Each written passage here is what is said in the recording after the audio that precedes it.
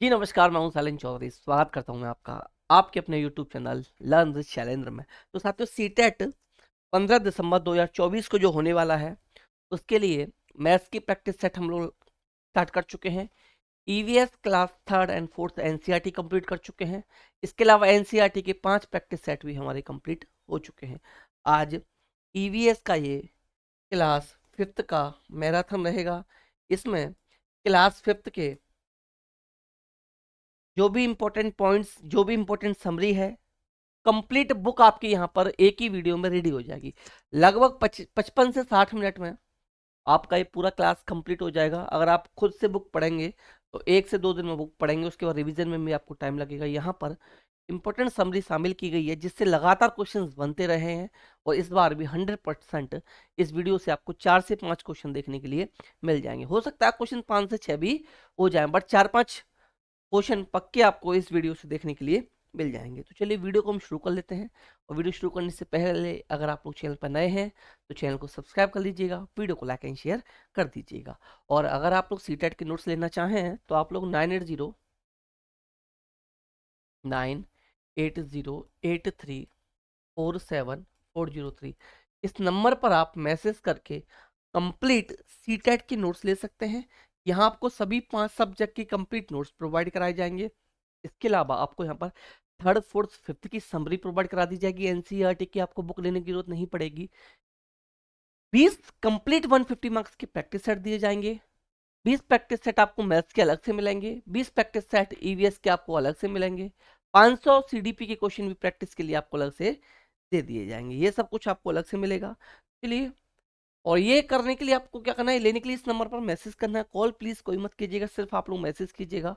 और serious student जो हो ने नोट्स लेने हो वही लोग मैसेज कीजिएगा, फालतू के लोग प्लीज मैसेज भी ना करें। तो चलिए वीडियो को शुरू कर लेते हैं चैप्टर नंबर 1 के साथ। मैं फिर कहूंगा, चैप्टर 1 शुरू करने से पहले अगर आप चैनल पर नए हैं तो चैनल को सब्सक्राइब कर लीजिएगा, वीडियो को लाइक एंड शेयर कर दीजिएगा। ये आपकी यहाँ पर बुक रहने वाली है, क्लास 5th की बुक रहेगी जिसका नाम हिंदी में आसपास रहेगा।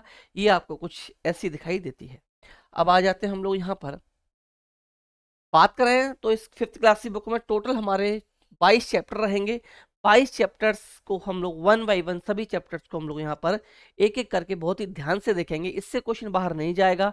थर्ड की कंप्लीट हो गई, फोर्थ की कंप्लीट हो गई, फिफ्थ की कंप्लीट कराऊंगा। इसके बाद एक मैं मैराथन और दूंगा आपको, जहां जो टॉपिक छूटे होंगे या कुछ एक्स्ट्रा टॉपिक्स हैं जिनसे क्वेश्चंस लगातार बनते रहे हैं, उनको और मैं यहाँ शामिल कर लूंगा। इन चारों वीडियो को देख लीजिएगा, उसके बाद प्रैक्टिस कीजिएगा। ईवीएस में पूरे मार्क्स लाने की जिम्मेदारी आपको मेरी रहेगी। चैप्टर नंबर 1 के साथ शुरुआत करते हैं। कैसे पहचाना चींटी ने दोस्त को।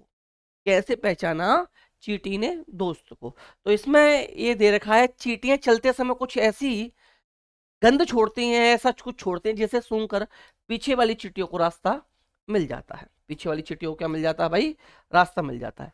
नर कीड़े मकोड़े अपनी मादा को कई उसकी गंध से कई किलोमीटर दूर से पहचान लेते हैं। ये क्वेश्चन मैंने प्रैक्टिस सेट में भी आपको कराया भी है कि नर जो कीड़े मकोड़े होते हैं अपनी मादा को कई किलोमीटर से दूर से अपनी मादा को पहचान लेते हैं। इसका एग्जाम्पल भी मैं देता हूँ आपको, रेशम कीट। इसका मैंने आपको एग्जाम्पल भी दिया था। रेशम कीट से क्वेश्चन पूछा जाता है, सिल्कवर्म से क्वेश्चन पूछा जाता है। ये पूछा जाता है क्वेश्चन कि ऐसा कौन सा कीड़ा है जो अपनी मादा को कई किलोमीटर दूर से पहचान लेता है, उसकी खुशबू से पहचान लेता है। तो तू धरती पर चाहे जहां भी रहेगी तुझे तेरी खुशबू से पहचान लूंगा। रेशम कीट में आपको ऐसे बताता रहता हूँ। यहाँ दे दिया, रेशम का कीड़ा अपनी मादा को उसकी गंध से कई किलोमीटर दूर से पहचान लेता है। इससे प्रैक्टिस सेट में मैं 2 बार क्वेश्चन आ भी चुका है। प्रैक्टिस सेट जो मैंने 5 कराए हैं उनमें से 2 बार एक क्वेश्चन पूछा गया। पीवाईक्यूज मैंने कराए हैं, वहां एक क्वेश्चन पूछा गया है। मच्छर, ये क्वेश्चन काफी इंपॉर्टेंट है। ये भी क्वेश्चन आ चुका है सीटेट में कि मच्छर हमें कैसे पहचान लेते हैं। मच्छर हमारे शरीर की गंध से, खासकर पैरों के तलवे और हमारे शरीर की गर्मी से हमें ढूंढ लेते हैं। ये भी सीटेट में पूछा गया क्वेश्चन है। सड़कों पर कुत्ते भी अपनी जगह बटी होती है। एक कुत्ता दूसरे कुत्ते के मलमूत्र गंध से जान लेता है कि बाहर का कुत्ता कोई इलाके में आया था। ये दोनों इंपॉर्टेंट पॉइंट है, ठीक है ना, ध्यान रखिएगा। यहाँ से क्वेश्चन अक्सर बन जाता है। पक्षी, ये क्वेश्चन भी इंपॉर्टेंट है, कई बार सीटेट में यहाँ से ही पूछा गया है। जब पक्षी दोनों आंखें एक ही चीज पर केंद्रित करते हैं तो उन्हें चीज की दूरी का एहसास होता है, और जब अलग अलग चीजों पर केंद्रित करते हैं तो उनके देखने का दायरा बढ़ जाता है, यानी दोनों साइड वो अलग अलग देख सकते हैं दोनों आंखों से। ये भी इंपॉर्टेंट है, सांप के बाहरी कान नहीं होते, जमीन पर कंपन से ही वो सुन पाता है। क्वेश्चन पूछा जाता है सांप कैसे सुनता है, तो जमीन पर जो कंपन होता है उससे ही सांप सुन पाता है, उसके बाहरी कान नहीं होते हैं। और जिनके बाहरी कान नहीं होते वो अंडे देते हैं, जिनके बाहरी कान होते हैं वो बच्चे देते हैं। ये क्वेश्चन भी पूछा जाता है। ये क्वेश्चन भी पूछा गया है, ऐसा कौन सा जानवर है जो मतलब मुसीबत आती है तो अलग तरह की आवाज निकालकर अपने जो ग्रुप है उसको आगाह करता है, उसको संदेश देता है, तो ऐसा है लंगूर है भाई। लंगूर के पास मुसीबत आती है, ऐसे शेर चीता को देखकर खास आवाज निकालते हैं और अपने साथियों को संदेश देता है। इस काम के लिए पक्षी भी खास आवाज निकालते हैं। मछलियां खतरे की चेतावनी एक दूसरे को बिजली तरंगों से देती हैं। कुछ जानवर भूकंप या तूफान आने पर कुछ समय पहले अजीब हरकतें करने लगते हैं। अजीब हरकतें करने लगते हैं। जो लोग जंगल में रहते हैं और जानवर इस व्यवहार को समझते हैं, वे जान लेते हैं कि भूकंप आने वाला है या कुछ होने वाली है। ये इंपॉर्टेंट है। सुनामी का दे रखा है, ये इंपॉर्टेंट है, इसको पढ़ लीजिएगा। पढ़ा देता हूँ, पढ़ के लेना, पढ़ लीजिए, यहीं से देख लीजिए कि 2004 में दिसंबर में सुनामी के कुछ समय पहले जानवरों की अजीब व्यवहार और उनके द्वारा दी गई चेतावनी भरी आवाजों को अंडमान की एक खास जनजाति आदिवासी समझ गए थे और उन्होंने वो इलाका खाली कर दिया था। और वहां पर तूफान आने या भूकंप आने से तबाही आ गई थी, सुनामी आने से वहां तबाही आ गई थी, तो उन्होंने वो इलाका पहले ही खाली कर दिया था। ठीक है ना, उन्होंने वही इलाका पहले ही खाली कर दिया था। इस प्रकार इस जाति के लोग सुनामी से अपनी कहर को बचा पाए। कब की बात है? 2004 की, अंडमान की, ध्यान रखिएगा, सुनामी की। डॉल्फिन भी अलग तरह की आवाज निकालकर एक दूसरे से बातें करते हैं। बहुत से जानवर किसी खास मौसम में लंबी गहरी नींद में चले जाते हैं। लंबी भी इतनी कि कई महीनों तक दिखाई नहीं देती, जैसे छिपकली का एग्जाम्पल पूछा जाता है। छिपकली का क्वेश्चन पूछा जाता है, लंबे समय तक गहरी नींद में चली जाती है, दिखाई आपको नहीं देगी। स्लॉथ के बारे में पढ़ लीजिए, मोस्ट इंपोर्टेंट क्वेश्चन है भाई स्लॉथ का। और स्लॉथ से जो क्वेश्चन बनेगा, एक चीज याद रखिएगा, स्लॉथ से जो क्वेश्चन बनेगा स्टेटमेंट की फॉर्म में बनेगा। 4-5 स्टेटमेंट दे रखे होंगे, उसमें से पूछ लेगा स्लॉथ के बारे में कौन कौन सा सही है या कौन सा सही नहीं है। तो इसकी एक एक लाइन ध्यान से पढ़नी है। ये कैसे दिखते हैं? भालू जैसे दिखते हैं, पर भालू नहीं होते। ये दिन के करीब 17 घंटे, कितने घंटे? 17 घंटे पेड़ों से उल्टे से लटक कर मस्ती से सोते हैं। 17 घंटे सोते हैं पेड़ों से उल्टे से लटक कर। ये जिस पेड़ पर रहते हैं उसी के पत्ते खाकर पलते हैं, इसलिए इन्हें कहीं और जाने की जरूरत नहीं पड़ती। जब ये अपने पेड़ के सारे पत्ते खा लेते हैं तभी वे पास के पेड़ पर जाते हैं। लगभग 40 वर्ष के पूरे जीवन में मुश्किल से 8 पेड़ों पर घूमने की तकलीफ उठाते हैं। ये सप्ताह में एक बार ही सोच कर निकले पेड़ से नीचे उतरते। मोस्ट इंपॉर्टेंट है, मैं फिर कहूंगा, स्लॉथ से क्वेश्चन बनता रहता है, इस बार भी बनने के चांसेस हैं। क्या है? ये भालू का जैसा दिखाई देता है लेकिन भालू नहीं होता। ये पेड़ पर उल्टे लटक कर लगभग 17 घंटे सोता है, या जिस पेड़ पर रहता है उसी पेड़ के पत्ते खाता है। और अपने 40 साल लाइफ एवरेज निकाली गई है इनकी। और इस 40 साल के लाइफ में मुश्किल से 8 पेड़ों पर ही घूम पाते हैं, और एक वीक में एक बार भी नीचे शौच के लिए ये नीचे उतरते हैं। ये स्लॉथ के बारे में कंप्लीट जानकारी हमें मिल गई है। अब आ जाते हैं बाघ के बारे में। बाघ भी भाई मोस्ट इंपोर्टेंट है। स्लॉथ, बाघ, हाथी, मधुमक्खी, इन चार में से 100% क्वेश्चन बनेगा, लिख के ले लीजिए। एक क्वेश्चन बनना ही बनना इन चारों से। बाघ अंधेरे में हमसे 6 गुना बेहतर देख सकता है।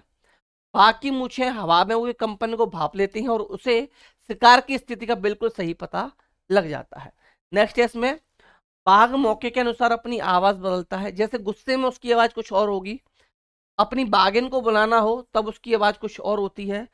बाघ का गुर्राना 3 किलोमीटर दूर से अधिक सुना जा सकता है। ये भी मोस्ट इंपोर्टेंट है बाघ के बारे में। बाघ की आवाज अलग अलग होती है भैया। जब अपनी प्रेमिका को बुलाता है, बाघिन को बुलाता है, तब वो कुछ प्यार से बुलाता होगा।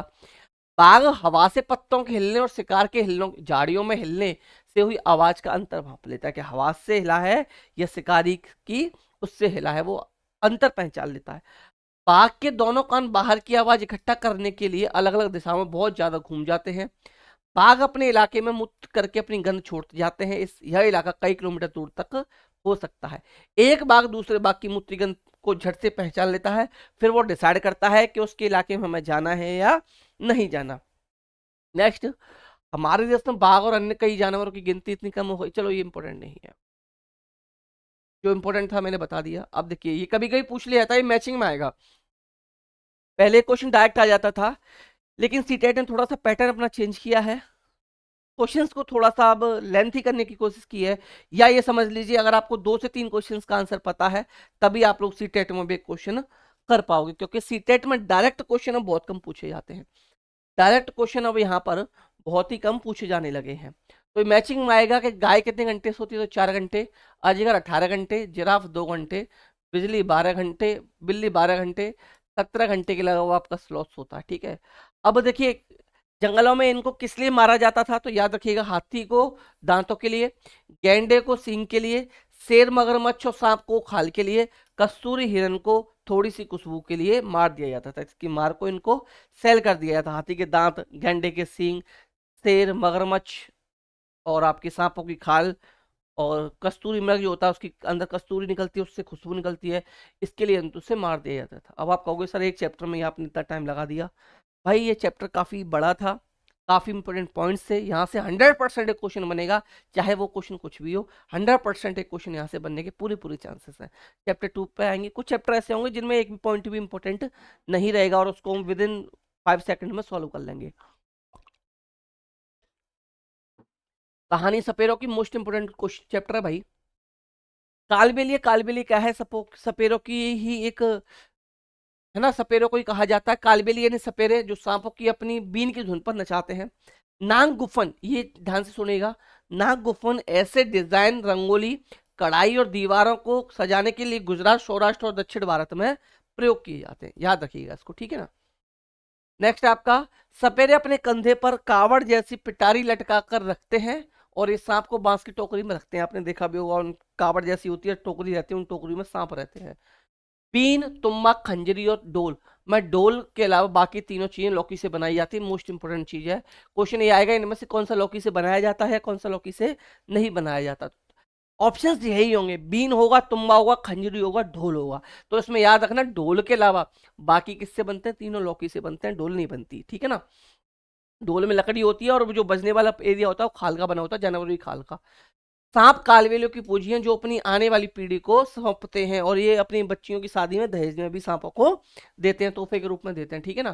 कालबेलिया नाच में सांप जैसी मुद्राएं होती हैं। नागिन डांस सबने किया होगा, ऐसी कोई शादी नहीं जहां नागिन डांस नहीं होता होता है ना, एक आध सांप आ ही जाता है शादी में। सरकार ने, मजाक वाली बात थी, बुरा मत मान जाना, जो नागिन डांस करते हैं वो बुरा नहीं मानना प्लीज मेरी बात को, है ना।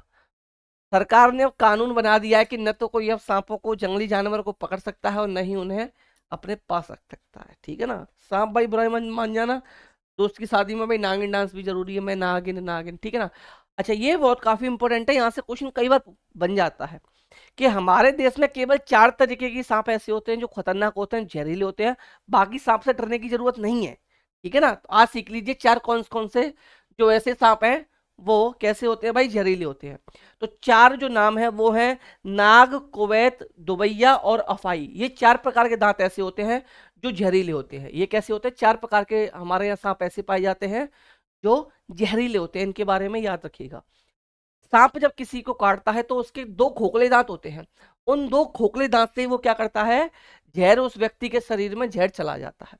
इसमें नेक्स्ट याद रखिएगा, इस जहर से बचने के लिए एक ही उपाय है, और वो उपाय क्या है भाई, जिस व्यक्ति को सांप ने काटा है उसे तुरंत जहर के असर को खत्म करने वाली दवाई, जिसका क्या नाम है, सीरम, दी जाए। अच्छा ये सीरम दवा जो होती है किससे बनाई जाती है, ये सीरम दवा जो होती है ये सांप के जहर से ही बनाई जाती है।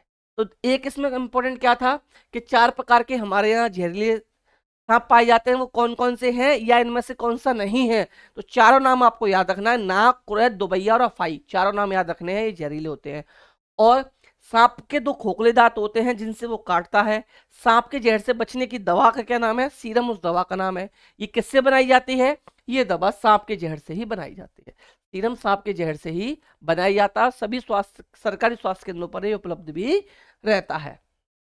अच्छा अगर आप लोग हमारे नोट्स लेना चाहें तो आप नोट्स लेने के लिए इस नंबर पर मैसेज करके नोट्स ले सकते हैं। कंप्लीट नोट्स मिलेंगे आपको सीटेट के यहाँ पर, सभी 5 सब्जेक्ट के कंप्लीट नोट्स के अलावा आपको यहाँ पर क्या मिल जाएगा, आपको यहाँ पर 150 मार्क्स के 20 प्रैक्टिस सेट, ईवीएस के 20 प्रैक्टिस सेट, मैथ्स के 20 प्रैक्टिस सेट, सीडीपी के 500 क्वेश्चन, ये सब कुछ आपको यहाँ पर मिल जाएगा। तो चलिए प्लीज चैनल को सब्सक्राइब कर दीजिएगा अगर आप लोग चैनल पर नए हैं, या अभी तक आपने सब्सक्राइब नहीं किया है तो भाई कर दीजिएगा सब्सक्राइब, वीडियो को लाइक एंड शेयर कर दीजिएगा, और ग्रुप में ऐड होना चाहे तो ग्रुप में ऐड होने के लिए भी इस नंबर पर मैसेज कर सकते हैं। नेक्स्ट आ जाओ, चखने से पचने तक, चखने से पचने तक। हमारे मुंह में, ये क्वेश्चन पूछा गया है भाई, ये क्वेश्चन पूछा गया कि हमारे जो भोजन का पाचन है वो कहाँ से शुरू हो जाता है। तो मुंह का जो पाचन होता है वो भाई हमारे मुंह से ही पचना शुरू होता है। जो हमारा खाना होता है उसका पचना कहाँ से शुरू होता है, तो खाने का पचना ये नहीं पेट में जाके पचे, मुंह से ही पचना शुरू हो जाता है, याद रखिएगा। लार पचाने में ग्लूकोज शुगर के रूप में हमारे शरीर को ताकत देता है। जब हम दुखी या परेशान होते हैं तो खाना ठीक से नहीं पचता है। इसलिए भाई टेंशन छोड़ो, मस्त रहो, ये काफी इंपॉर्टेंट है भाई। काला हांडी जिला कहाँ है भाई, उड़ीसा में है। जिले में सबसे अधिक चावल पैदा किया जाता है, ये पूछ लिया था काला हांडी जिला कहाँ पर है, ये आपका उड़ीसा में, याद रखिएगा। सबसे चावल वही होता है, वहां कुछ लोग भूख के शिकार भी हो। अच्छा ये देखिए, पेट में कैसे पचेगा और गिलास में कैसे पचेगा, याद रखिएगा। पचने में लगा समय, कच्चे दूध पेट में 2 घंटे में पच जाएगा, गिलास के पाचक रस में पचेगा 4 घंटे 45 मिनट में। उबला दूध 2 घंटे में पेट में पच जाएगा, 4 घंटे 15 मिनट में गिलास के पाचक रस में पच जाता है। पूरी तरह से उबला हुआ अंडा जो होता है इसको हम 3.5 घंटे में पचा लेते हैं अपने पेट के अंदर, और गिलास के पाचक रस में 8 घंटे में पच पाएगा। कम उबले हुए अंडे को हम 3 घंटे में पचा लेते हैं और 6 घंटे 30 मिनट में पाचक रस में पच जाएगा। वही कच्चा अंडा फेंटा हुआ, इसको हम लोग 2 घंटे में पचा जाते हैं और 4 घंटे 15 मिनट में ये गिलास के पाचक रस में पच जाएगा। कच्चे अंडे को हम लोग 1 घंटे 30 मिनट में हमारे पेट के अंदर पच जाएगा और 4 घंटे के अंदर ये पाचक रस में पचेगा। इसको याद रखिएगा, कभी कभी क्वेश्चन बन जाता है, इंपॉर्टेंट टेबल ये रहने वाली है। स्क्रीनशॉट ले लीजिएगा और ग्रुप में ऐड होंगे तो वहाँ आपको सब कुछ मिल ही जाएगा। ग्रुप में ऐड होने के लिए इस नंबर पर मैसेज भी कर सकते हैं। वीडियो को प्लीज लाइक एंड शेयर कर दीजिएगा, चैनल को सब्सक्राइब कर लीजिएगा। खाए आम 12 महीने, 12 महीने आम कैसे खाया जा सकता है भाई, आजकल तो फ्रूटी स्लाइस है ना, इसके माध्यम से आप लोग आम का मजा ले लेते हो। गर्मी में खाना जल्दी खराब होता है, सर्दी में देर से। नमी पानी के कारण ब्रेड पर फफूंदी लग जाती है। आत्रेयपुरम गांव आंध्र प्रदेश में है। ये इंपॉर्टेंट खास है नहीं कुछ इसमें। अच्छा ये ध्यान रखिएगा, ये मैचिंग करने हैं खाने की चीजें जो एक दिन में कैसे बचा सकते हैं, खाने की चीजों को हम बचाने के उपाय कैसे हैं भाई। तो दूध को कैसे बचाते हैं हम भाई, खराब होने से उबाल लेते हैं। हरे धनिए को कटोरी में डालकर बर्तन में रखते हैं। गीले कपड़े में लपेट कर रखते हैं हरे धनिए को। प्याज लहसुन को एक कटोरे में डालकर, पानी के बर्तन में तो नहीं रखते भाई, प्याज लहसुन को खुले में रखते हैं नमी से बचाकर, और पके हुए चावल को एक कटोरे में डालकर पानी के बर्तन में रखते हैं। ये चारों हमारी मैचिंग हो गई कि दूध को उबाला जाता है, पके हुए चावल को कटोरे में डालकर पानी के बर्तन में रखते हैं, हरे धनिए को गीले कपड़े में लपेट कर रखते हैं, प्याज लहसुन को खुले में रखते हैं नमी से बचाकर। इनको हम लोग स्टोर कर सकते हैं। स्टोर करने का तरीका है, खाने की चीजों को 1 दिन तक बचाने के लिए घरेलू उपाय हैं ये। नेक्स्ट आपका हम क्या समझते हैं, ये तो चलो कोई इंपॉर्टेंट नहीं है, पढ़ लेना भाई। इसको पढ़ना चाहो तो आम पापड़ कैसे बनता है, क्वेश्चन नहीं आ रहा है इससे आजकल, आजकल चेंज हो गया, वहां से क्वेश्चन नहीं बनना। पौधों को बढ़ने के लिए क्या क्या चाहिए, याद रखिएगा। हवा भी चाहिए, मिट्टी भी चाहिए, पानी की भी जरूरत होती है। अच्छा ये इंपॉर्टेंट है भाई, ये मैचिंग में आ जाता है। मिर्ची कहाँ से आई, मिर्ची पुर्तगाल से आई थी, ठीक है। दक्षिण अमेरिका से भारत लाए थे, कौन लाए थे, पुर्तगाली देश के व्यापारी लाए थे दक्षिण अमेरिका से। मिर्ची कहाँ से आई थी, दक्षिण अमेरिका से आई थी, याद रखिएगा। भिंडी और कॉफी कहाँ से आई, ये मैचिंग में आएगा। मैं फिर कह रहा हूँ 100% चांसेस है इस क्वेश्चन के इस बार आने के, क्योंकि इस बार नहीं आया, एक बार छोड़कर एक बार आ जाता है, आएगा मैचिंग में। मिर्ची कहाँ से आई, दक्षिण अफ्रीका से। भिंडी और कॉफी कहाँ आई, अफ्रीका से आया। मटर गोभी यूरोप से आए, ठीक है ना। और सोयाबीन चीन में, और असम चाय में, असम में चाय होती है, याद रखिएगा इसको। नेक्स्ट शिकारी पौधे, नेफेंथिस पौधा है, मोस्ट इंपोर्टेंट है, मोस्ट इंपोर्टेंट है, आने के पूरे पूरे चांसेस हैं। आता रहता है, ज्यादातर क्वेश्चन इससे पूछे जाते रहते हैं, आता रहता है भाई ये, ठीक है ना। तो इसको हम लोग देख लेते हैं। इसको अगर देखें नेफेंथिस पौधे के बारे में, अक्सर क्वेश्चन यहाँ से बनने के पूरे पूरे चांसेस रहते हैं कि क्वेश्चन यहाँ से बन जाए। तो देखिए सबसे पहले कुछ ऐसे पौधे भी होते हैं जो चूहों, मेढकों, कीड़े मकोड़ों और छोटे जीवों का शिकार करते हैं। इनमें निफिंथिस सबसे ज्यादा मशहूर है। और यह कहाँ पाया जाता है, ऑस्ट्रेलिया में पाया जाता है, इंडोनेशिया में पाया जाता है, और भारत में अगर पूछा जाए भारत में कहाँ पाया जाता है, मेघालय राज्य में पाया जाता है। पहले से इजी सा क्वेश्चन आ जाता था कि नेफेंथिस नाम का जो पौधा है ये ऑस्ट्रेलिया, इंडोनेशिया के अलावा भारत के किस राज्य में पाया जाता है। लेकिन अब ट्रेंड चेंज हो चुका है, पेपर पैटर्न चेंज हो चुका है, क्वेश्चन अब इस तरीके से नहीं आता, क्वेश्चन अब इसके स्टेटमेंट के रूप में आ जाता है। 4 से 5 आपको स्टेटमेंट दे दिए जाते हैं, उसमें से पूछा जाता है कि इसमें से कौन सा सही है और कौन सा नहीं है। तो ऑस्ट्रेलिया, इंडोनेशिया के बाद भारत के मेघालय राज्य में पाया जाता है। इसका आकार कैसा होता है, याद रखिएगा, लंबे घड़े जैसा होता है, जिसके ऊपर पत्ती का ढक्कन लगा होता है। घड़े के खास खुशबू निकलती है, जिसकी वजह से कीड़े मकोड़े खींचे चले जाते हैं। पौधे के ऊपर पहुंचते कीड़े अंदर फंस जाते हैं और बाहर नहीं निकल पाते। देखा, ये पौधे भी शिकार करते हैं और वह कितनी चतुराई से। तो ये इसका मैंने आपको पिक दिखा दिया। इसके ऊपर ये ढक्कन सा लगा रहता है, यहाँ से खुशबू निकलती है, खुशबू की तरफ चूहे मेढक वगैरह आकर्षित होते हैं और ढक्कन बंद कर लेता है, वो इसके अंदर फंसे रह जाते हैं। इसलिए इस तरीके से वो इनका शिकार कर लेता है भाई। ठीक है, भारत के मेघालय राज्य में पाया जाता है, ऑस्ट्रेलिया में पाया जाता है और इंडोनेशिया में ये पाया जाता है। नेक्स्ट है आपका घुमक्कड़ बीज। ये भी कभी कभी यहाँ से क्वेश्चन बन जाता है कि पौधे अपनी सारी जिंदगी एक ही जगह पर खड़े रहते हैं, ये चलते नहीं है, लेकिन इनके बीज बड़े ही घुमक्कड़ होते हैं। पौधों के बीज बहुत दूर दूर तक पहुंच जाते हैं, हवा से उड़कर, जानवरों के चरने से, है ना, और पक्षी लेकर उड़ गए, कई तरीके से पहुंच जाते हैं। इसमें ज्यादा नहीं पूछा जाता। इसमें एक चीज तो याद रखिएगा, इसका नाम याद रखिएगा, ठीक है ना, जॉर्ज मेस्ट्रल, ये नाम आपको याद रखना है। एमपी टेट में क्वेश्चन बना था। एमपी टेट जब हुआ था तो एमपी टेट में क्वेश्चन बन गया था, और सी टेट में हो सकता है यहां से इसका नाम कभी कभी पूछ लिया जाता है, तो इसका नाम याद रखिएगा। इसको पूरा मैं पढ़कर बता देता हूं। यह घटना 1948 की एक दिन जॉर्ज मेस्ट्रल अपने कुत्ते के साथ शहर से लौटे। उन्होंने पाया कि उन दोनों बीज पर चिपके हुए हैं। इन बीजों को अपने कपड़ों पर चिपका कर देखा तो वे हैरान रह गए। झट माइक्रोस्कोप उन्होंने निकाला बीजों को बारीकी से देखने के लिए। बीजों में छोटे छोटे हुक थे, इनकी मदद से बीज कपड़े के रेशों पर अटक गए थे। यह देखकर मेस्टर को आइडिया आया वेलक्रो का। किसका? वेलक्रो बनाने का। वेलक्रो क्या होता है? बैग में देखा होगा आपने, सैंडल, ये जो चिपकने वाला होता है ना, इसको वेलक्रो कहा जाता है। और वेलक्रो से सिर्फ इतना क्वेश्चन आजकल बनने लगा है कि वेलक्रो का आविष्कार किसने किया था? तो जॉर्ज मेस्ट्रल ने किया था। किसने किया था? जॉर्ज मेस्ट्रल ने किया था। वेलक्रो दोनों से चिपक जाती है और खुलने पर चढ़ चढ़ की आवाज होती है, ठीक है ना। आपने बस्ते में देखा होगा, जूते पट्टे आदि में इसका इस्तेमाल करते देखा होगा। नाम इसका याद रखिएगा, घटना याद रखिएगा, 1948 की है। 1948 की है। जॉर्ज मेस्ट्रल ने वेलक्रो का आविष्कार किया था 1948 में।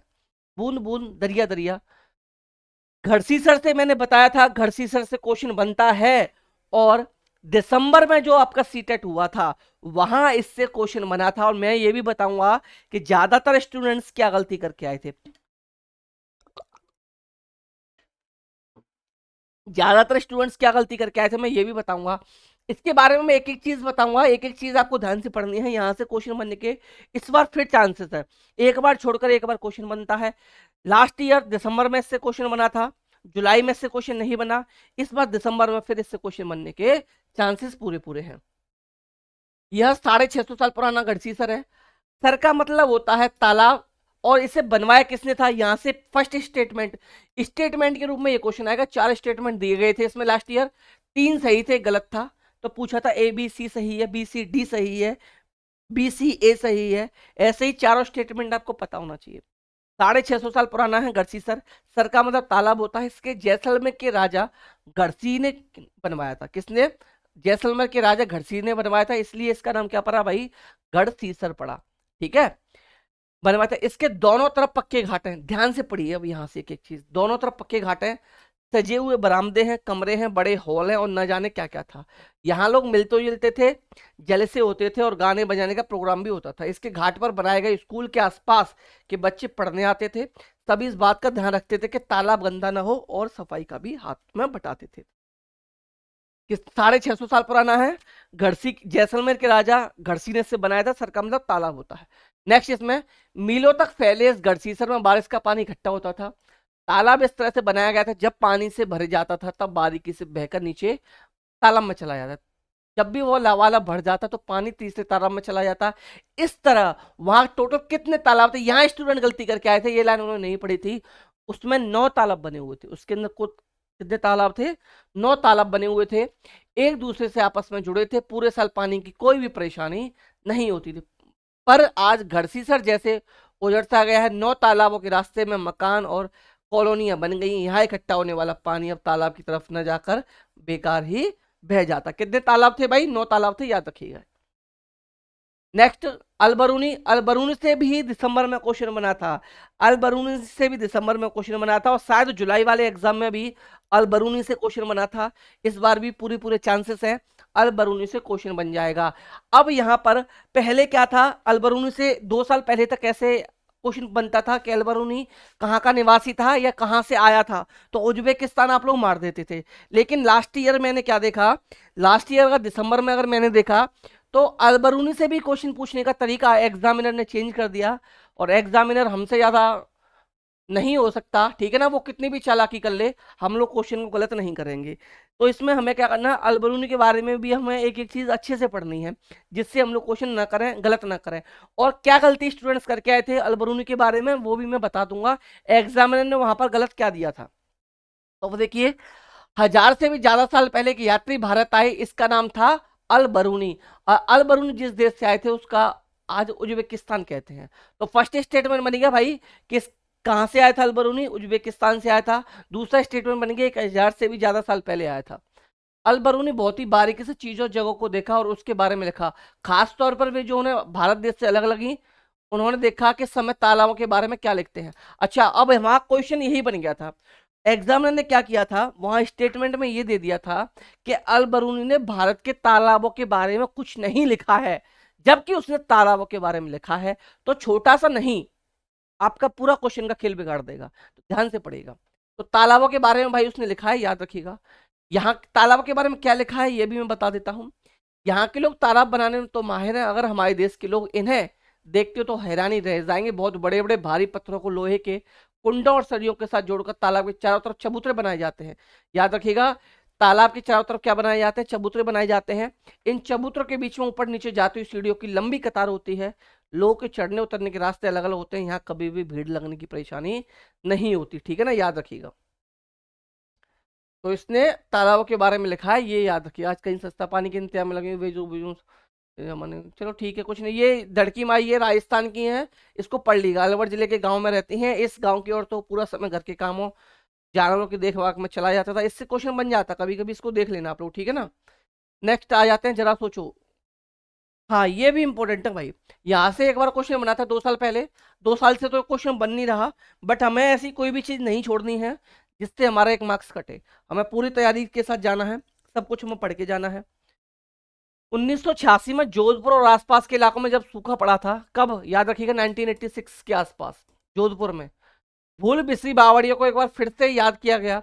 मोहल्ले के लोगों ने मिलजुल कर बावड़ी से 200 ट्रक, ये लाइन पूछी जाती है, कितना कूड़ा निकाला था, 200 ट्रक कूड़ा निकाला था। बावड़ी ने फिर से प्यासे शहर को पानी पिलाया। इसके लिए चंदा भी मोहल्ले वालों ने दिया। तो कुछ साल बाद फिर से अच्छी बारिश हुई और पानी की परेशानी कम हुई, पर अब फिर से बावड़ी को बुला दिया गया। कहां पर है, जोधपुर में। 1986 की घटना है। पानी का प्रयोग, एक गिलास या बर्तन में पानी लो, उसमें एक नींबू डालो, आधा आधा चम्मच करके उसमें नमक डालो, नींबू पानी में तैरने लगेगा। ये क्वेश्चन दिसंबर 2024, सॉरी दिसंबर 2023 में जो पेपर हुआ था सीटेट का, वहां क्वेश्चन पूछा गया था। वहां ये क्वेश्चन पूछा गया था। पूछा गया क्वेश्चन दिसंबर 2023 का क्वेश्चन है, नींबू कैसे तैरने लगा। उसका रीजन ये था, पानी में क्या कर लिया। अच्छा, इसी की तरह से एक एग्जांपल आ जाता मृत सागर वाला। मृत सागर वाला क्वेश्चन भी दिसंबर में बना था। इसी बुक से, इस वीडियो से लगभग 7 से 8 क्वेश्चन डायरेक्ट दिसंबर 2024 में बने थे। मैं तो भी यहाँ पर 5 बता के चल रहा हूँ, 4 से 5 क्वेश्चन 100% मैं गारंटी ले रहा हूँ इस वीडियो से। 4 से 5 क्वेश्चन आपको देखने के लिए मिलेंगे ही मिलेंगे, 100% मैं बोल रहा हूँ। मृत सागर के बारे में पढ़ लीजिए, काफी इंपॉर्टेंट है ये।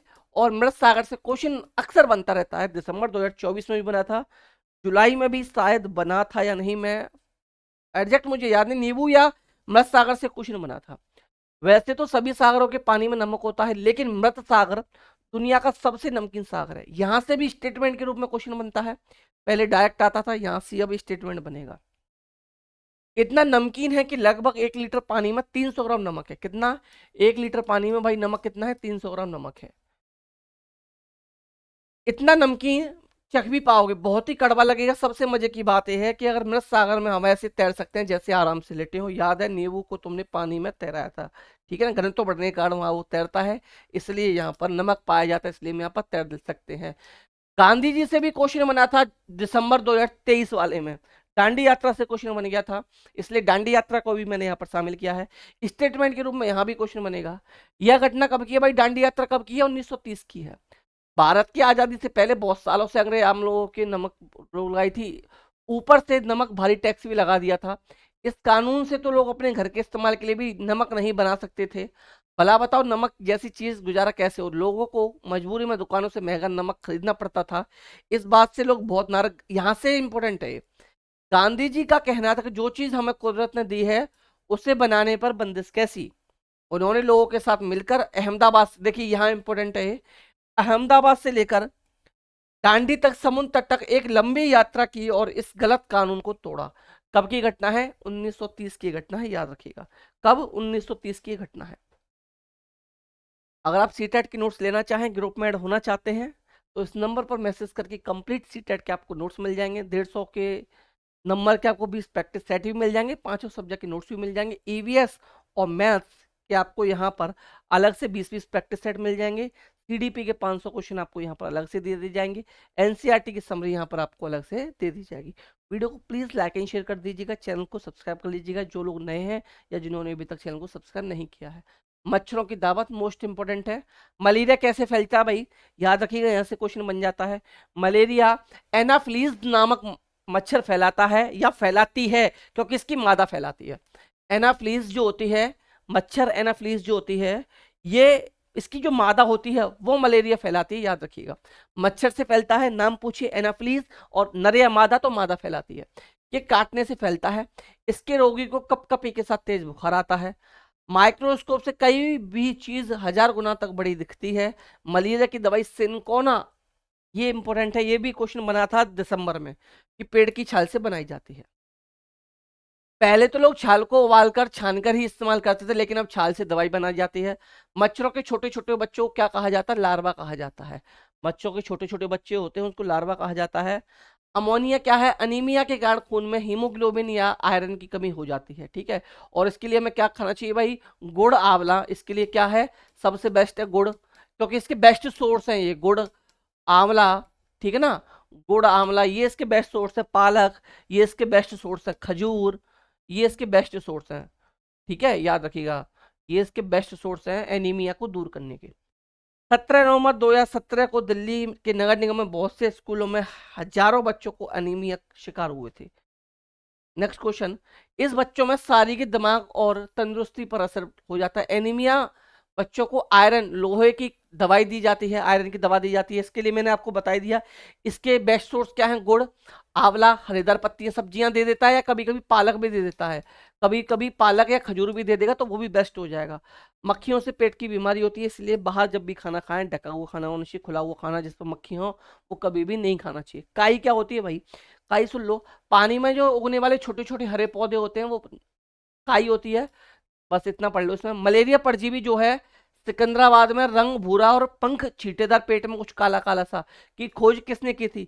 यानी मलेरिया परजीवी जो है इसकी खोज जो की थी ये रोनाल्ड रोस ने की थी। किसने? रोनाल्ड रोस। और ये कहाँ के रहने वाले थे?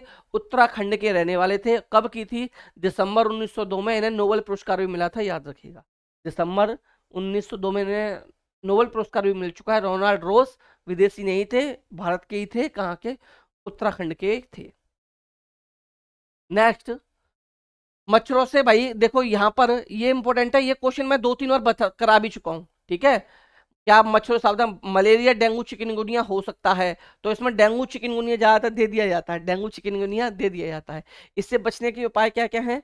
आसपास के पानी इकट्ठा जमा न होने दें, गड्ढों को भर दें। पानी के बर्तन, टंकी, कूलर को साफ रखें, हर हफ्ते सुखाएं। मच्छरदानी का इस्तेमाल करें। गड्ढों में भरे पानी को मिट्टी का तेल छिड़कें। मिट्टी का तेल क्यों छिड़का जाता है? ये क्वेश्चन भी पूछा गया था। ये क्वेश्चन भी मैंने शायद प्रैक्टिस सेट नंबर 5 में कराया है। और कौन कौन से रोग हो जाते हैं? डेंगू चिकनगुनिया होता है मच्छर के काटने से, ये भी क्वेश्चन मैंने कराया है। और ये मिट्टी का तेल क्यों छिड़का जाता है जहां पानी भरा रहता है? क्योंकि वहां पर क्या होता है, अगर वहां पर गड्ढे में पानी भरा हुआ है, मच्छर वहां है, तो वहां पर केरोसिन तेल या मिट्टी का तेल इसलिए छिड़का जाता है जिससे वहां ऑक्सीजन की आपूर्ति ठप हो जाती है, रुक जाती है, तो नए जो प्रजनन उनका होता है वो नहीं हो पाता। इसलिए यहाँ पर उसमें केरोसिन डालने की बात की गई है। ये क्वेश्चन भी आपका सीटेट में आ गया है 2 से 3 बार। 2 से 3 बार सोचिए, छोटी सी लाइन से क्वेश्चन बन गया है। आप लोग सोच भी नहीं सकते, यहाँ से भी क्वेश्चन बन सकता है। और ये मैंने प्रैक्टिस सेट नंबर 5 में कराया है, कल ही परसों 2 दिन पहले ही मैंने कराया। मुझे अभी तक ये क्वेश्चन याद है। डेंगू चिकनगुनिया ये 2 से 3 बार क्वेश्चन आ गया, डेंगू चिकनगुनिया वाला, इसको भी ध्यान से कर लेना। नेक्स्ट आ जाओ। चलो नोट्स के लिए इस नंबर पर मैसेज करके भाई नोट्स ले लेना, प्रैक्टिस सेट भी मिल जाएंगे। डायरी कमर सीधी ऊपर चढ़ो, मोस्ट इंपॉर्टेंट चैप्टर। दिसंबर में इससे भी क्वेश्चन बना था, दिसंबर में इससे भी क्वेश्चन बना था, और इस बार बनने के 99% चांसेस हैं कि यहाँ से फिर से क्वेश्चन बने। नेहरू इंस्टीट्यूट ऑफ माउंटेनियरिंग कहाँ पर है? उत्तरकाशी यानी कि उत्तराखंड यूके में है। उत्तराखंड भाई, यूनाइटेड किंगडम मत समझ लेना भैया, उत्तराखंड है। पहाड़ों पर चढ़ने के वक्त नाश्ते में विटामिन सी और आयरन की गोलियों के साथ गरम गरम चॉकलेट वाला दूध दिया जाता है ताकि ठंड से बचाव और ज्यादा शक्ति मिले। क्या क्या दिया जाता है याद रखिएगा, विटामिन सी और आयरन की गोलियां दी जाती हैं, इसके साथ चॉकलेट के साथ गरम गरम दूध भी दिया जा सकता है, ठंड से बचाव हो सके और हमें ज्यादा शक्ति पावर भी मिल सके। पहाड़ों पर चढ़ने के लिए मोटी रस्सी का, ये भी पूछा जाता है क्या क्या होना चाहिए आपके पास। मोटी रस्सी होनी चाहिए, हुक होना चाहिए, कील लगे जूते होने चाहिए, दस्ताने होने चाहिए, पानी की बोतल, खाने के पैकेट, ऑक्सीजन आदि चाहिए। स्लिंग क्या है? स्लिंग एक हुक का नाम है। स्लिंग क्या है? एक हुक का नाम है। और टेकला एक गांव है जो राजस्थान में पड़ता है। ये सब इस चैप्टर से थे।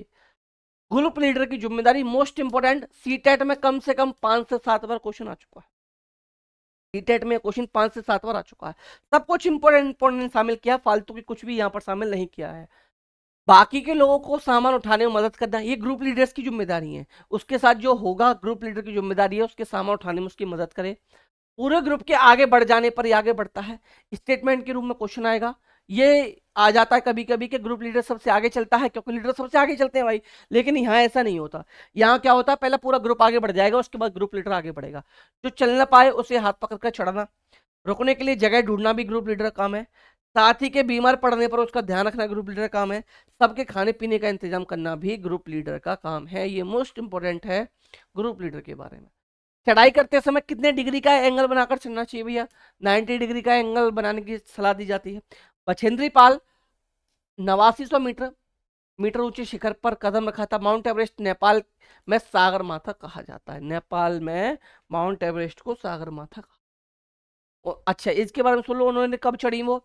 उन्होंने 23 मई 1984 को दुनिया की सबसे ऊंची चोटी पर 43 मिनट बिताए थे। ये माउंट एवरेस्ट पर चढ़ने वाली पहली भारतीय महिला और विश्व की 5वीं महिला थी। बछेंद्री पाल पहली भारतीय महिला थी जो माउंट एवरेस्ट पर चढ़ी 900 मीटर ऊंचे पे, ठीक है ना। और विश्व की कौन सी महिला बनी? 5वीं महिला बनी थी, और इन्होंने 43 मिनट बिताए थे। और इन्होंने क्या था? 43 मिनट बिताए थे। गोलकुंडा का किला इंपॉर्टेंट है भाई, गोलकुंडा से भी क्वेश्चन आपका जुलाई में बना था। गोलकुंडा, इस किले का निर्माण काकतीय वंश ने 13वीं शताब्दी में कराया था। सिर्फ ये पूछा था कहां पर है और किसने निर्माण कराया था, तो काकतीय वंश ने कराया था 13वीं शताब्दी में। दीवार का एक भाग जो गोल आकार में निकलता है उसे बुर्ज कहते हैं, उसे बुर्ज कहते हैं। और क्वेश्चन ये था कि उसमें कुल कितने बुर्ज हैं, तो कुल कितने बुर्ज हैं उसमें? 87 बुर्ज बने हुए हैं। कितने? 87 बुर्ज बने हुए हैं। मकाई दरवाजा, फतेह दरवाजा, गोलकुंडा दरवाज, ये कहां पर है? इसमें ये पूछा जाता है 13वीं शताब्दी में काकतीय वंश के लोगों ने बनवाया। और इसमें 87 बुर्ज है। हैदराबाद या तेलंगाना में ये स्थित है। कांस्य कैसे बनाता है भाई? मिश्र धातु कॉपर और टिन से बनता है, याद रखिएगा। ये कांस्य ब्रॉन्ज के बारे में पूछ लिया जाता है, किस किस से बनता है? कॉपर से और टिन से बनता है। और पीतल कॉपर और जिंक से बनती है, कॉपर CuN से बनता है। क्या? पीतल। पीतल और ब्रॉन्ज दोनों के बारे में याद रखिए। ब्रॉन्ज कैसे बनता है? कॉपर और टिन से बनता है। और वहीं पीतल का पूछ लिए तो कॉपर और जिंक से बनता है, दोनों में अंतर है। कॉपर दोनों में कॉमन है, ब्रॉन्ज आएगा तो टिन आएगा, पीतल आएगा तो जिंक आएगा, Zn आएगा, ध्यान रखिएगा। नेक्स्ट कुचिपुड़ी नृत्य के बारे में पूछा जाता है। कुचिपुड़ी कहाँ का भाई? आंध्र प्रदेश का नृत्य है, ठीक है।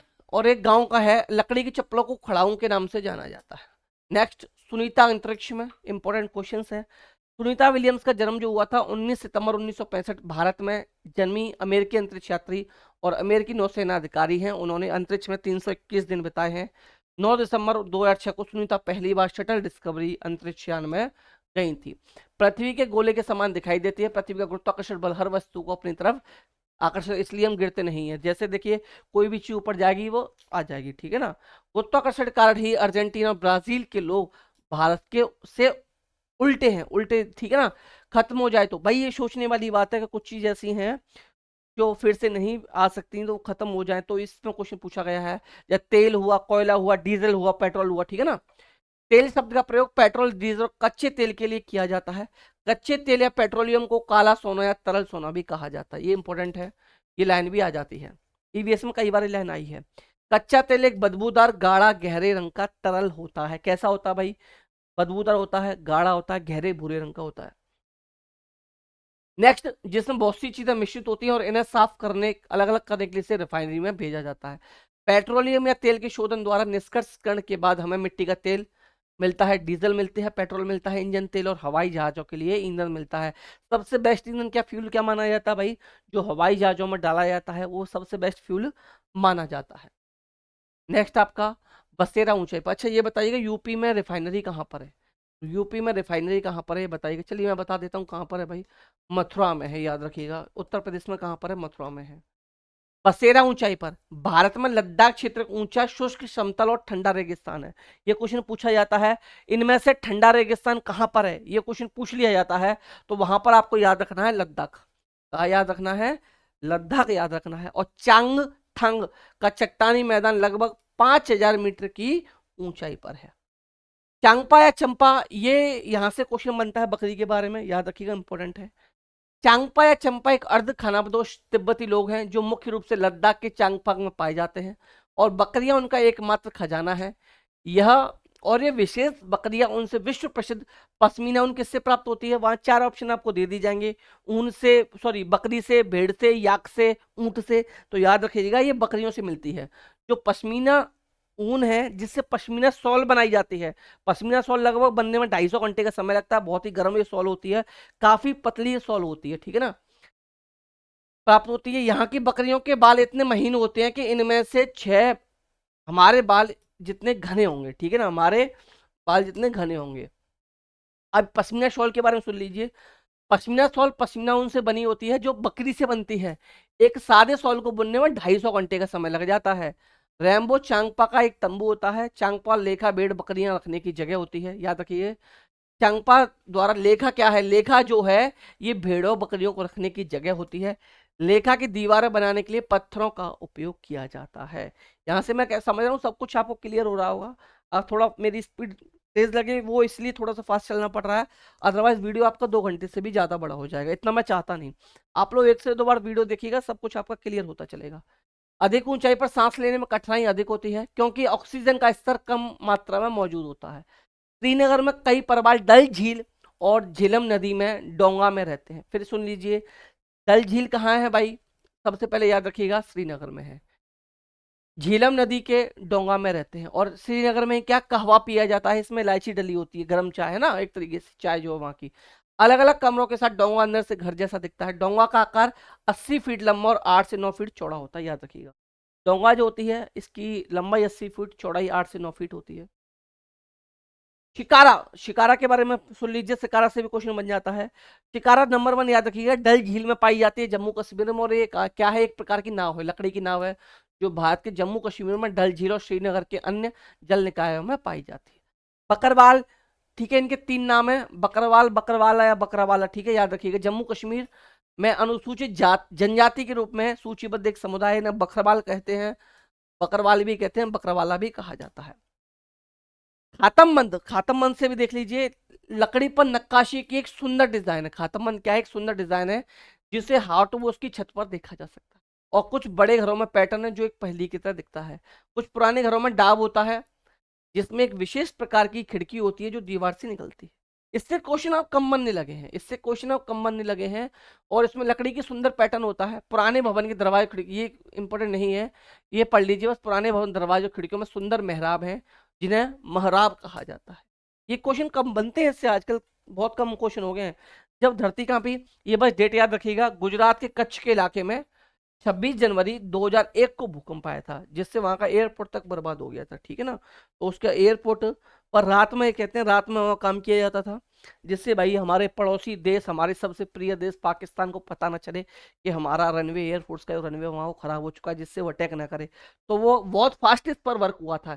गुजरात के कच्छ में भूकंप आया था तो एयरफोर्स का जो एयरपोर्ट है, वहाँ का जो रनवे है, वो तक बर्बाद हो गया था।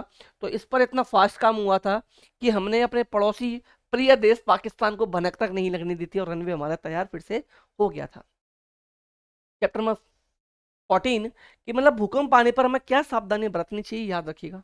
अगर हो सके तो घर के बाहर खुले में निकल जाए, सबसे फर्स्ट प्रायोरिटी से है। अगर बाहर ना निकल पाओ तो फर्श पर लेटकर किसी मजबूत चीज जैसे मेज के नीचे छुप जाओ, उसे पकड़ कर रखो ताकि फिसल कर तुमसे दूर न जाए। कंपन रुक जाने तक इंतजार करें। नेक्स्ट, उसी से ठंडा उसी से गर्म। इस कहानी के लेखक जो है डॉक्टर जाकिर हुसैन है। ये हमारे देश के पूर्व राष्ट्रपति रह चुके हैं। अब आपको कमेंट में बताना है ये कौन से भी नंबर के राष्ट्रपति थे, ये कौन से भी नंबर के राष्ट्रपति थे, आपको बस इतना बताना है।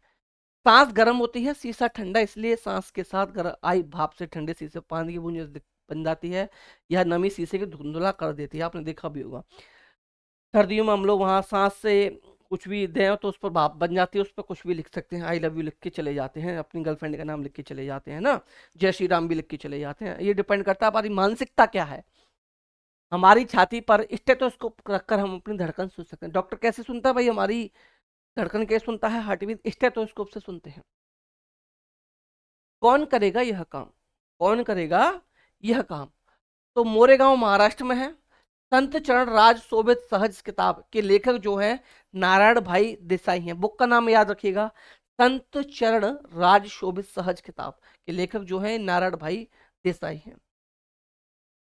नोट्स लेने के लिए, सीटेट के नोट्स लेने के लिए इस नंबर पर आप मैसेज कर सकते हैं। यहाँ आपको सीटेट के कंप्लीट नोट्स प्रोवाइड कराए जाएंगे, कंप्लीट नोट्स रहेंगे। इसके अलावा यहाँ आपको 20 प्रैक्टिस सेट दिए जाएंगे 150 मार्क्स के, 150 मार्क्स के पूरे प्रैक्टिस सेट रहेंगे। 20 प्रैक्टिस सेट ईवीएस के रहेंगे, 20 प्रैक्टिस सेट आपको मैथ्स के रहेंगे। सीडीपी के आपको 500 क्वेश्चन के अप्रॉक्स सीडीपी के क्वेश्चन अलग से मिलेंगे। एनसीईआरटी की सीईआरटी आपको यहाँ पर समरी दी जाएगी, ईवीएस की, ईवीएस की समरी। तो कंप्लीट पैकेज आपको मिलने वाला है इस नंबर पर मैसेज करने के बाद। फालतू के लोग मैसेज ना करें, कॉल कोई नहीं करेगा। जो सीरियस स्टूडेंट हो वही लोग मैसेज कीजिएगा, सब कुछ आपको यहाँ पर मिल जाएगा। पांदली दीवार Chhatrapati Shivaji terminal railway station कहाँ पर है, मुंबई में है। जाए तो जाए कहाँ, डामर कोलतार को कहा जाता है भाई, ठीक है। देखिए 2 chapter with in 5 second 2 chapter पढ़ा ले। अगर आप चैप्टर पढ़ते बुक से पढ़ते, पैसे भी जाएंगे, टाइम भी बर्बाद होगा, यहाँ आपका अमाउंट पैसे भी बच रहे हैं और आपके टाइम भी बच रहा है आपका। किसानों की कहानी 20 की जुबानी चैप्टर 90। वनगांव कहाँ पर है, गुजरात में है। ऊंधिया क्या है, ऊंधिया एक प्रकार का स्टू यानी लोकल भोजन है, वहीं का लोकल भोजन है। क्रोटन एक पौधा है जो मिट्टी के सूखने पर का संकेत देता है। ये सबसे अच्छा है। केंचुए को मिट्टी का सबसे अच्छा दोस्त कहा है, या किसान का दोस्त कहा जा सकता है। किसान का मित्र किसे कहा जाता है, केंचुए कहा जाता है। चलिए आ भी गए यहाँ।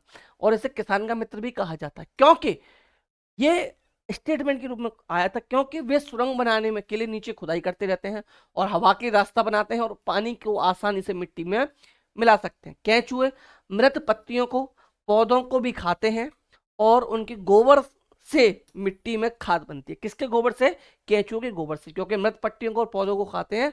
ये भाई किसान का मित्र भी इसको कहा जाता है। वर्मी कंपोस्टिंग, वर्मी कंपोस्टिंग से क्वेश्चन बन जाता है। ये UP TET, MP TET, HP TET जो आएंगे, रीट, सबके लिए ये इंपॉर्टेंट क्वेश्चन है। वर्मी कंपोस्टिंग एक ऐसी प्रक्रिया है जिसमें केंचुए जैविक कचरे को उच्च पोषण सामग्री से भरपूर खाद्य में परिवर्तित कर देते हैं। इससे भी क्वेश्चन बना था क्या क्या हम उसमें क्या क्या डाल सकते हैं, तो अंडे के छिलके थे, अंडे के छिलके थे, सब्जियां थी, ठीक है ना, ये सब कुछ डालकर हम वर्मी कंपोस्टिंग तैयार कर सकते हैं। वहां ये क्वेश्चन मैंने प्रैक्टिस सेट नंबर 4 में कराया था।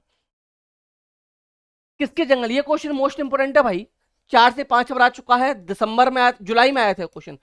जुलाई 2024 में आपका जो पेपर हुआ था, जुलाई 2024 में पेपर हुआ था, जुलाई 2024 में पेपर हुआ था आपका, वहां एक क्वेश्चन बना था कि कुड़ुक झारखंड के किसान आदिवासी लोगों द्वारा बोली जाने वाला भाषा है और यहाँ जंगल को तोरंग कहा जाता है। जंगल को क्या कहा जाता है भाई, तोरंग कहा जाता है, याद रखिएगा। ये क्वेश्चन आया था। बांस क्या है, विश्व की सबसे बड़ी घास है। बोधेमाई ने कहा कि वन हमारा सामूहिक बैंक है। सब भाई सही है, सभी का सामूहिक बैंक ही है वन। झूम खेती मोस्ट इंपोर्टेंट भाई, स्टेटमेंट के रूप में क्वेश्चन आएगा, स्टेटमेंट के रूप में क्वेश्चन आएगा। छोटी सी गलती सारा खेल बिगाड़ सकती है। सभी स्टेटमेंट अच्छे से पता होना चाहिए, एक एक चीज आपको पता होनी चाहिए। एक फसल काटने के बाद जमीन को कुछ वर्षों तक के लिए ऐसे ही छोड़ दिया जाता है, वहां कुछ भी उगाया नहीं जाता, ठीक है ना। उस भूमि पर उगने वाले बांस या खरपतवार को उखाड़ा नहीं जाता, बल्कि उन्हें काट कर जला दिया जाता है। और जलाया किस लिए जाता है? जलाने के बाद जो उससे राख मिलती है, वो राख किसका काम करती है भाई? खाद का काम करती है, जिससे भूमि कैसी बन जाती है, उस वहां भूमि जो है उपजाऊ बन जाती है। और यहाँ एक से ज्यादा प्रकार की यहाँ पर फसल उगाई जाती है, याद रखिएगा। और इस बात का भी ध्यान रखा जाता है कि भाई आग जो है जंगल में ना फैले। जब जमीन तैयार हो जाती है तो उसे हल्का खोदा जाता, जोता नहीं जाता। एग्जामिनर क्या देता है वहां पर? स्टेटमेंट गलत क्या देता है, अभी से बता दूं, हिंट दे देता हूं। और 99% यही क्वेश्चन एग्जामिनर बनाएगा। वहां कहा जाता है कि जमीन को क्या किया जाता है? जमीन को वहां पर गहरा जोता जाता है। तो भाई जोता नहीं जाता, याद रखिए, जोता नहीं जाता, उसे हल्का सा खोदा जाता है। उस पर बीज गिराए जाते हैं। एक खेत में मक्का, सब्जियां, मिर्च, चावल जैसी विभिन्न प्रकार की फसलें उगाई जाती हैं एक ही खेत में। नेक्स्ट है आपका चेराव नृत्य। चेराव नृत्य के बारे में क्वेश्चन है। चेराव नृत्य या बांस नृत्य मिजोरम की महान परंपराओं का हिस्सा है। चेराव नृत्य कहाँ का है? याद रखिएगा, मिजोरम का है। वन का अधिकार अधिनियम 2007, इससे भी क्वेश्चन बना था, इससे भी क्वेश्चन बनेगा था। चेरा वन का अधिकार अधिनियम 2007 में आया, क्योंकि जो लोग कम से कम 25 वर्षों से जंगलों में रह रहे थे, उनका भूमि पर अधिकार था। एग्जामिनर ने गलत क्या दिया था? एग्जामिनर ने यहाँ 25 के 15 वर्ष दे दिया था। और जब मैं आपको सॉल्व करा रहा था जुलाई वाला पेपर, जुलाई वाले की जब मैं आपको आंसर की मैंने आपको दी थी 2024 वाले की, जब मैंने वहां पर आंसर की दी थी, तो मैंने वहां यही बताया था कि जो लोग जंगलों में 25 वर्षों से रह रहे हैं, 2000 जंगल कानून जो है, वन अधिकार अधिनियम 2007, और जो लोग 25 वर्षों से वहां रह रहे हैं वहां उनका अधिकार होता है। और जबकि एग्जामिनर ने वहां दे दिया था कि जो लोग 15 वर्षों से रह रहे हैं, तो यही स्टेटमेंट उसमें गलत था, बाकी ये 3 स्टेटमेंट उसमें सही दिए गए थे। तो याद रखिएगा, 25 वर्ष से रह रहे हैं उनका अधिकार है, ना कि 15 वर्षों से रह रहे हैं उनका अधिकार। नेक्स्ट है किसकी झलक किसकी छाप। जॉर्ज मेंडल का जन्म 1822 में ऑस्ट्रेलिया के एक गरीब परिवार में हुआ था। जॉर्ज मेंडल, ये भी क्वेश्चन सीटेट वगैरह में ज्यादा पूछा जाता है, आनुवंशिकी का जन्म माना जाता है। उनका प्रयोग मटर के पौधे पर हुआ था। उन्होंने प्रयोग किस पे किया था? मटर के पौधे पर किया था। इनका जन्म, जॉर्ज मेंडल का जन्म 1822 में कहाँ हुआ था? ऑस्ट्रेलिया मत कर देना, ऑस्ट्रिया में हुआ था, ठीक है ना, जॉर्ज मेंडल का। और इनको आनुवंशिकी का जनक कहा जाता है। इन्होंने अपना प्रयोग जो किया था, यह मटर के पौधे पर किया था। यह वैज्ञानिक रूप से सिद्ध नहीं है कि माता पिता में किसी भी पोलियो तो उसके बच्चों में भी पोलियो होगा। जरूरी नहीं है कि किसी के पेरेंट्स को पोलियो हो तो उसके बच्चे को भी पोलियो होगा। वैसे पोलियो पूरी तरीके से उन्मूलन हो चुका है, पूरी तरीके से भारत से पोलियो खत्म हो चुका है। कुष्ठ रोग एक जीवाणु रोग है। कुष्ठ रोग कैसा है भाई? जो व्हाइट व्हाइट से हो जाते हैं ना, वो कुष्ठ कहलाता है। जीवाणु रोग है जो माइकोबैक्टीरियम लेप्री नामक के कारण होने वाले इस रोग को हैंसेन रोग भी कहा जाता है। कुष्ठ रोग को क्या कहा जाता है? हैंसेन रोग भी कहा जाता है। किसके कारण होता है? माइक्रो बैक्टीरियम लेप्री जीवाणु के कारण होता है। बैक्टीरियल डिसीज है ये एक।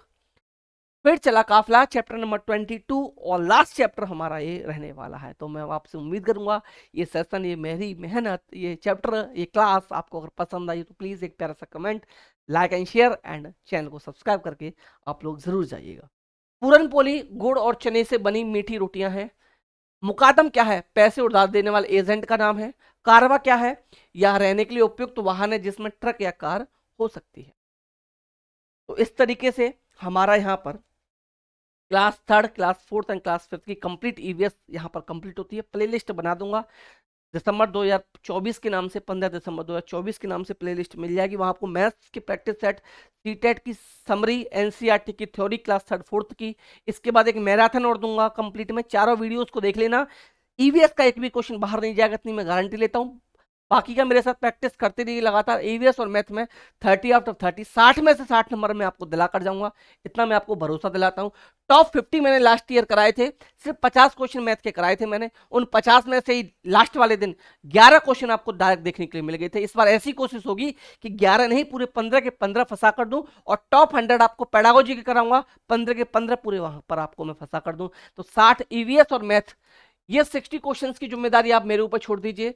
आपको सीटेट में इन 60 में से 60 की तैयारी मेरे ऊपर छोड़ दीजिए, मैं आपको करा कर रहूंगा, इतना मैं आपको भरोसा दिलाता हूँ कि बहुत अच्छी तैयारी मैं आपको यहाँ पर करा दूंगा। आई होप ये वीडियो सेशन क्लास आपको पसंद आ रही होगी। अगर आए तो प्लीज़ लाइक एंड शेयर कर दीजिएगा वीडियो को, ज़्यादा से ज़्यादा दोस्तों शेयर कीजिएगा। चैनल को सब्सक्राइब करके जाइएगा, बिना सब्सक्राइब किए बिना कमेंट किए कोई चैनल से नहीं जाएगा। नोट्स लेने हो इस नंबर पर मैसेज करके कंप्लीट सीटेट की नोट्स ले लेना।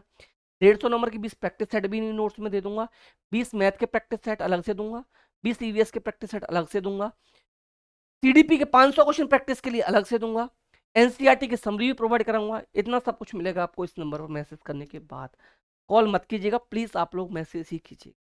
तो वीडियो को प्लीज लाइक एंड शेयर करके जाइएगा, चैनल को सब्सक्राइब करके जाइएगा। मिलते हैं नेक्स्ट वीडियो में, तब तक आप लोग हंसते रहिए, मुस्कुराते रहिए, सीटेट पास करने के लिए पढ़ते भी रहिए। तो bye bye, take care, thank you, नमस्कार, जय हिंद।